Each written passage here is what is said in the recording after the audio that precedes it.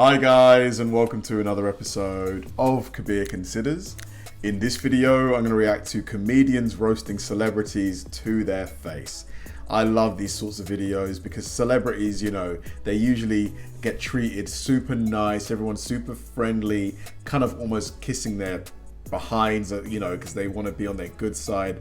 So to see them actually get roasted is always hilarious, just to see how they take it, how they react to it. Do they roll with it? Do they laugh? Or do they get a bit butthurt by it? This is going to be funny. I know I'm going to enjoy it. This video's had a lot of views. The comments are all super positive. So yeah, let's do it. Put it in, I'll spin it. Oh, you spin it now. Spin that and then throw it No, I in. don't know. How did you do that? In my head, you had one job. In my head, you were so much better with balls. Do you picture your career this way when you start out? Is it like what you want? Not here. Julia Roberts, you live next to me at the beach, you know that. Thanks for all the visits. Anyway, I'm living about 2 blocks from you. The broad never shows up. Come by and say hello. Closer than 2 You blocks. have no lines, Julia, just nod. Anyway, I once thought Pete Davidson was just like Obama, a biracial goofball who ruined a once beloved institution, but it turns out I was wrong. Pete's not biracial. Good one. And now for the man of the hour. Just imagine a world where I'm George Clooney. That's it. No, Just imagine that world for a second. you're not. Okay, all right. You're I asked you Can to I- use can your I tell you imagination. something right now? Yeah. And I know I'm a guest on your podcast, Right. Oh god. but there's no fucking way that you're George Clooney. You're not in the same category. I think that I just you're said- not ugly. You're not ugly, but you're not George Clooney. But tonight we're kicking it off with 2 of the biggest names with the smallest bodies and the biggest dicks in comedy. David Spade and Kevin Hart. You got Melania a huge 12-carat diamond engagement ring. You should not have gotten her a diamond. Now she knows what hard is supposed to feel like. Well, what do you think? Well, I went to private school, so I never did go, like, my teacher never went on strike, so... You went to private school? Yeah. Well, that wasn't a waste of money.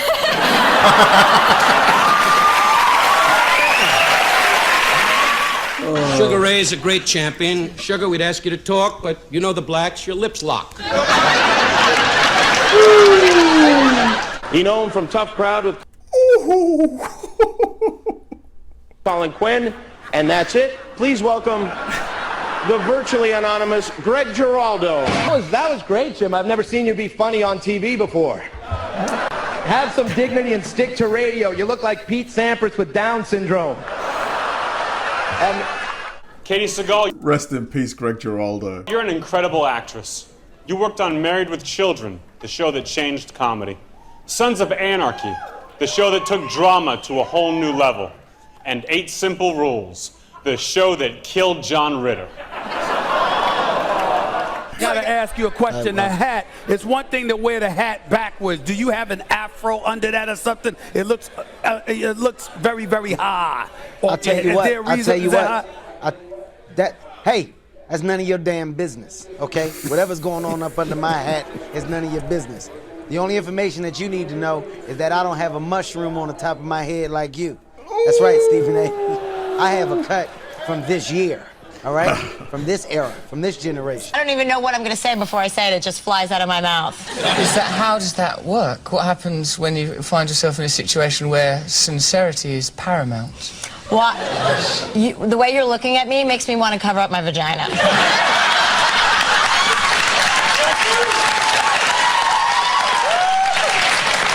Madam, if I had rubber gloves, I'd do it for you. You look like an Italian dude that drowned and then just still lived. You talking about a zombie? Yeah, you fucking look like a Sicilian zombie, dude. Bro, your whole career as a comedian is about making fun of pretentious, high-minded, self-congratulatory BS events like this one.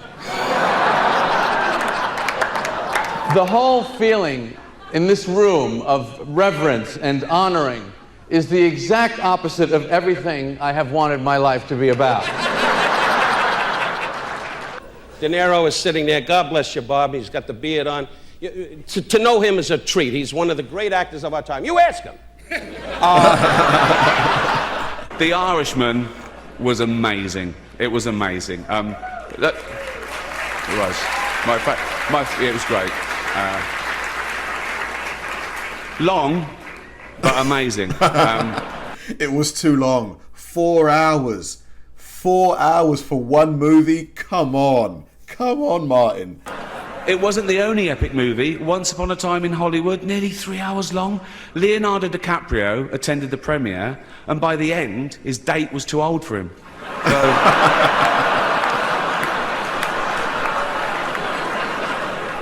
And here I am, I look out, I see President Bill Clinton, I see Secretary of State Madeleine Albright, media mogul Rupert Murdoch, broadcast legend Larry King, pornographer Larry Flint, Dick Morris. The list is starting to drop off a little, folks, but still, you get the idea. It's daunting. The heck is this?